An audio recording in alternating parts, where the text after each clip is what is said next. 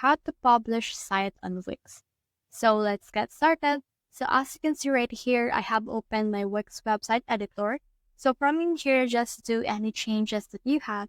So my recent changes is this container box right here that I have pinned on my screen.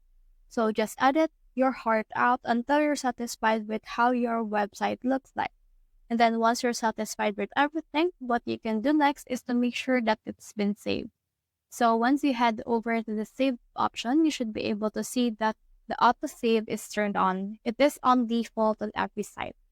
So the next thing you can do is first to preview what your website will look like. So in that way, if there's anything that is actually not looking good on your website, you can still fix it before it goes live on public. And now once you're satisfied with everything, the next thing you can do is just click on this publish button right here. And then once you have clicked that, this will actually load. And then once it's been loaded, it will open this pop-up window wherein you can view what your website will look like. So let's just click on this view website right here. And then this will open our website and we can now see it just like this. So that's the whole process. I hope this video helped you to publish your website on Wix.